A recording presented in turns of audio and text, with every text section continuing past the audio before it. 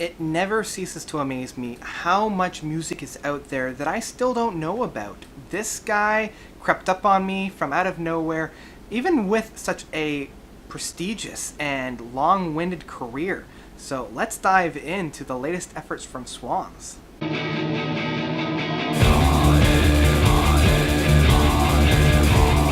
The Glowing Man from Swans. So Swans came out within the early to mid 80s. These guys came out of like that new wave style of music, really pushing the boundaries of what it meant to be music, and over the course of their career have kind of developed into one of the more prominent figures within the post-rock or math rock or that kind of a style. This album, The Glowing Man, has actually been my introduction to the band, which is saying something because I've recognized a lot of these album covers, especially from the Seer, that I've never had a chance to really dive in and listen to. So coming into this album, I didn't have anything else to base it on. I love this style of music. I love the post-rock and I love the math rock. You know, the kind of like the explosions in the sky, Godspeed You Black Emperor, the Mogwais. So I love that kind of an experimental style of music where it's always on the cusp of realization kind of a thing. Like the songs aren't 100% concrete, and I really like that style of playing. I'll listen to this at like the dead of night with just all sensories gone and just the music, because that's really what the style is begging to be listened to for this. So coming into this album, I feel that here. I love how long a lot of these songs are. 3 of the songs are more than 20 minutes long, and most of the songs are over the 10-minute mark. I think there's only 3 songs that are under 10 minutes. The one thing about this album that I didn't gravitate to as much as other works are its prolonged exposure to a note, and only like a little bit of a change up within the note. I like that style and I like that presentation, but I didn't like how often they used this to lengthen a song up. It felt like, you know, they were really digging around a territory and really digging deep, but not really finding anything. And this is actually found a lot within this album. One of the main reasons why I like this style of music is their use of the builds within. And with a build, you usually have a resolution or a plateau or somewhere that you go. Within this album, a lot of those builds don't really lead to anything, and this is found both within Frankie M as well as The Glowing Man. Both of these songs within disc 2 of this album, because, you know, this year didn't have enough of the double albums, but yeah, both of these songs I feel like they didn't go anywhere. And on the one hand, I did enjoy that. I love the journey of the song instead of the destination of the song, but I still want to end up somewhere. I still want to find that this song had led me somewhere. But that being said, I did like how the album opened up with the Cloud of Forgetting and the Cloud of Unknowing.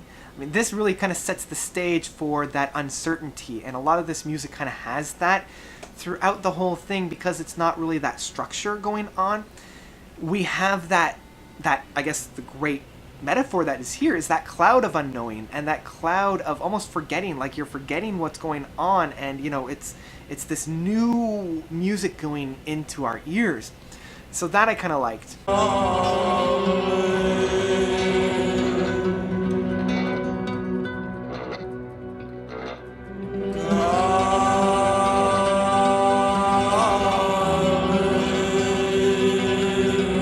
And the one thing that kind of threw me for a loop a little bit was there are like a few songs on here, such as The People Like Us, as well as When I Return, that are actual songs. Like, I'm not that the other songs aren't songs, but this provides like a full structure within the music. You know, you've got more grounding, and it feels something that you could hear on a radio station, whereas all the other ones are, because they're more like ambient sounds or test fields and things like that, it's a little bit jarring to have such a contrast found within this album.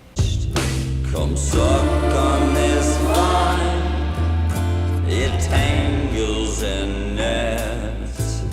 Come swallow the wine. The one thing that I do like about this that, you know, the other post-rock and math rocks don't really have is the lyrics and the vocals on this. Michael Grea's singing on this album is just top-notch. I love the range that this guy has, and it feels almost like, at times, it feels almost like a Scott Walker where he's just bellowing into this darkening void of sound, kind of like raging against that essence or that absence of sound.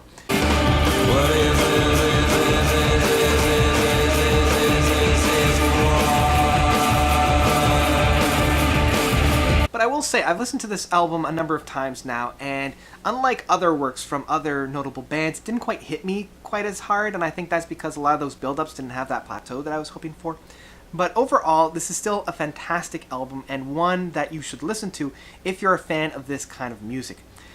There is a lot of repetition on this album, and a lot of those longer songs do feel like longer songs, so be warned about that. But if you're a fan of the math rock and the post-rock and that post-industrial sound, then this guy is definitely for you. But if you don't like kind of that avant-garde, different style of music, then I would probably approach this with hesitation. But still, overall, definitely a great album, and one that I would say download if you can, because this is a great album, and one that I listen to, again, at the dead of night without any stimulation, and it's just, I love being wrapped up in this atmosphere. So that's about it for The Glowing Man by Swans. What did you guys think? Did you love it? Did you hate it? Whatever you thought, let me know by commenting below. And thank you guys so much for watching. You guys are definitely the best.